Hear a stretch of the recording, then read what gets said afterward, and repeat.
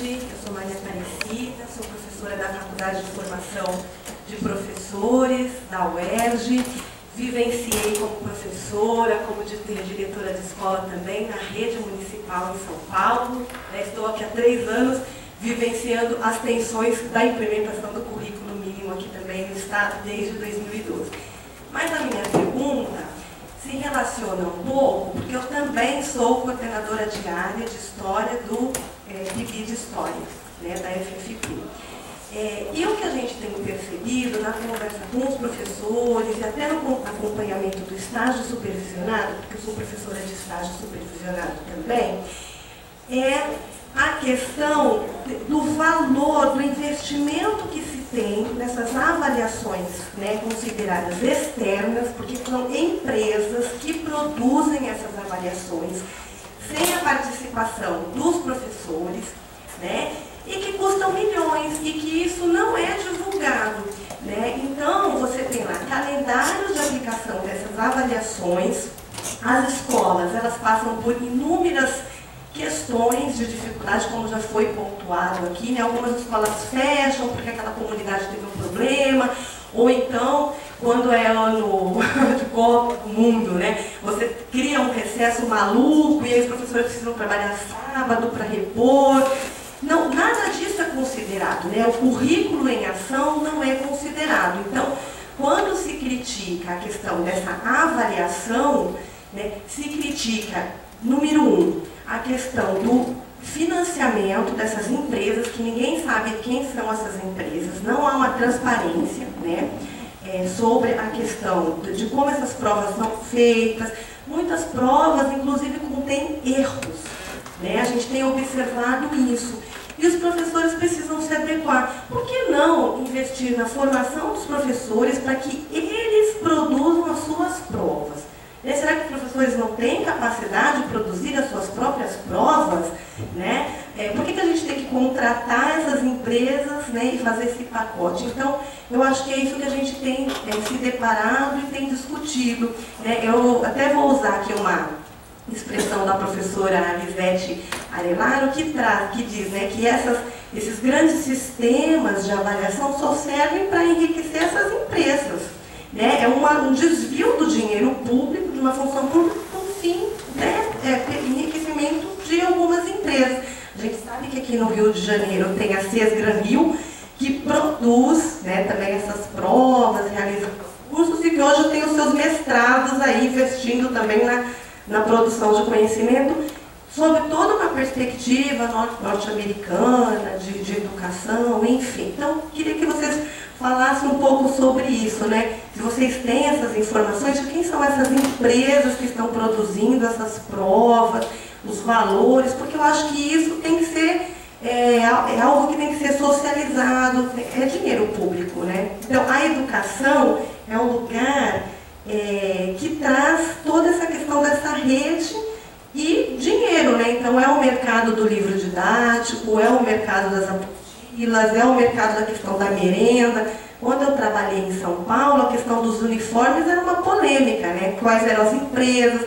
E é claro que o aluno tem direito ao uniforme, ninguém está questionando que o aluno tem direito ao uniforme, ao leite, ao material escolar. Acho que tudo isso faz parte das conquistas que obtivemos aí nos últimos 30 anos.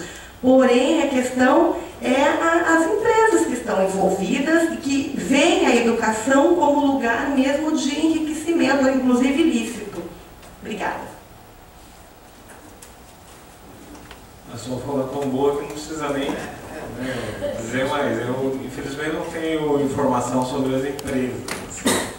Mas eu acho que é perfeito, eu acho que caberia investigar. Eu acho que talvez o pessoal na ANBED tenha um estudo já sobre quem são, realmente precisaria investigar. A prática que tem sido, eu fico fazendo uma metáfora com o médico, assim, você sabe que está com febre, você vai no médico e ele fala, olha, eu tenho um termômetro agora aqui para você, maravilhoso, última geração, eles te dão um termômetro, ao invés de tentar ajudar você a resolver o problema, que é isso que o Estado está fazendo. Ele está melhorando cada vez mais em termos, investindo mais em termômetro do que na própria educação, né? Fazer investimento em avaliação tem sido muito isso que você falou muito bem. E agora, a gente precisa produzir conhecimento sobre isso, criticar a avaliação, e eu acho que como campo de pesquisa isso não é um campo do ensino, no ensino de história. Eu vejo pouca discussão, por exemplo, do lugar da história nessas avaliações, porque praticamente não existe, e do próprio Enem, né?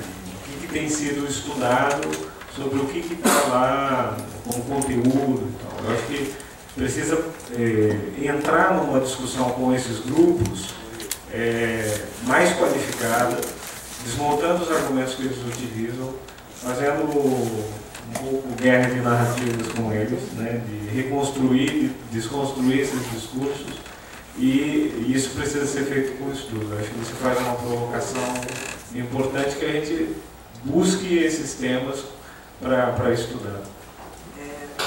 Flávio, o nome dele, né? Ele fez ali uma provocação também em relação à academia, e eu acho que uma provocação que a gente tem que fazer a nós mesmos é que toda essa parte de financiamento a gente não tem pesquisado. Muito pouca gente, eu me lembro do Nicholas Davis lá, muito pouca gente se volta para estudar financiamento público da educação. É porque o nosso perfil de história não é uma área, mas a gente precisa entender, né? Agora você tem essa lei do acesso à informação, aí eu estava ouvindo você falar, eu até me pergunto, você acessa? Eu não fiz o teste de ver se acessa, né? Mas eu sei que já andaram vendo meu salário, quanto que eu ganho, que está lá, publicado lá, se você vai, né? Você tem que saber procurar, você acessa a informação do servidor público, né? Então, eu acho, não vou dizer que eu tenho certeza porque eu não fiz a prova, da gente pesquisar. Segunda coisa, né? Havendo uma denúncia contra um gestor público, o Ministério Público é obrigado a investigar, não é à toa que está esse furor também, né? Do Lava Jato e tudo mais, né? Eu fiquei pensando agora, né? Mas aí é uma briga pesada, né? De uma associação dessas fazer uma denúncia, né? De como é que está sendo usado o recurso público, a verba pública, né? Porque, por exemplo, uma coisa que a gente perguntou, o governo brasileiro é o maior investidor em materiais didáticos com o PNLD do mundo, né? Uma produção imensa, eu também não tenho os números agora de cabeça, mas todo mundo sabe que é uma verba gigantesca. Aí, 120 bi. Aí vem uma prefeitura que tem direito a receber esse material, né, ou recebe, e aí usa dinheiro também do seu orçamento para comprar esses materiais. Então é duplicidade de uso da verba pública para o mesmo objetivo, para a mesma atividade no final. Isso é ilegal, né? Mas também ninguém peitou isso, porque é uma briga que não você tem que estar com disposição, não pode ser uma pessoa sozinha fazendo isso, né? Porque vai ter repercussões que não vão ser as mais desagradáveis. Porque isso está acontecendo nos municípios. Então, esse ponto que a Cida fala, né, eu acho que é um ponto importantíssimo que a gente precisa conhecer melhor, entender melhor, né, essa parte do uso do dinheiro, que são verbas muito vultuosas que estão em movimento. E agora outra pergunta que ele fez, que a Mônica me captou aqui, o século XIX, como é que fica?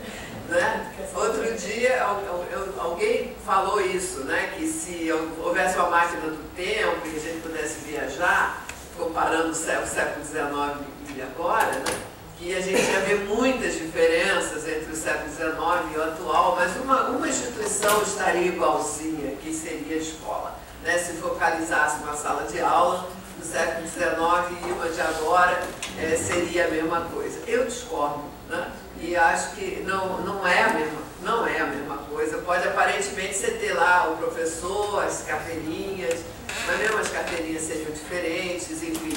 E como historiadores que somos, né, a gente tem a obrigação de entender que há mudanças, né? Há uma certa matriz, né, que que se mantém, mas a escola é outra, até porque, por exemplo, tudo isso que a gente está discutindo aqui seria impensável possível no século XIX. Né? Então, hein? A senhora professora pois é, aqui essas mulheres aqui falando, né, não seriam possíveis. Né? Então, há nas disciplinas do currículo, enfim, uma série de... Então, há mudanças e acho que mudanças para melhor. Né? Eu acho que nesse mesmo programa que foi levantado essa questão aí, teve um deles lá que falou que o problema todo é o seguinte, que as escolas estão no século XIX, com professores do século XX com alunos do século XXI. Foi isso. Essa era a grande dinâmica para entender como é que fazer essa mistura aí, para fazer entender. Assim, muito complicado. Mas não acho que a escola está no século XIX, embora ela precise de mudanças, né? Mas ela tem mudanças em termos da relação dos alunos, castigos corporais, isso é que são mudanças lentas, né? O que é ensinado, o currículo, o que é ensinado hoje não era o que era ensinado antes, enfim, tem mudanças, né? Agora, realmente essa relação professor-aluno-saber se mantém, né, dentro de um mesmo padrão, mas com mudanças, né? Enfim, né? O que não falta ninguém vai morrer de tédio aqui nesse país, né? A gente tem muita coisa para fazer, muita luta para lutar aqui. Mais alguém? Posso fazer um exercício aqui muito rápido? Eu fiquei pensando numa coisa, o Paulo começou citando o Fanon, e eu lembrei de uma coisa que fiquei pensando o tempo todo. Perguntei a Cíntia, ela não falou para eu não ler. É uma frasezinha aqui do Paulo Freire, assim, a crítica ao Paulo Freire, né? Então, mais Paulo Freire. Na Pedagogia da Pergunta, ele falando sobre citando um outro grande revolucionário africano, o Amilcar Cabral, ele diz assim, Paulo Freire diz assim: recriar uma sociedade é um esforço político, ético e artístico. É um ato de conhecimento. Trabalho pacientemente impaciente, como diria Amilcar Cabral. Muita luta pela frente. Pacientemente impaciente. Mais alguém? Eu diria brilhante, Amilcar. Bom, então a gente encerra a mesa, né? Queria agradecer as falas maravilhosas aqui. Acho que o panorama triste, né, que a gente está vendo, acho que é compensador a gente ter esse encontro, né, ter ao mesmo tempo a mobilização de pessoas que estão aqui hoje, né, no horário da tarde, um horário que não é muito favorável, né, muita gente deixou de dar aula e tal para estar aqui participando dessa discussão, e uma discussão que vai ter continuidade, né, que está sendo feita em outros estados, que a gente vai continuar discutindo nacional, e que a ideia é que seja promovida também nas instituições, né, nas nossas instituições, né, para a gente multiplicar essa discussão, né. Então, acho que se tem uma compensação disso, é pensar que a gente não está passivo nisso, né, a gente está na luta.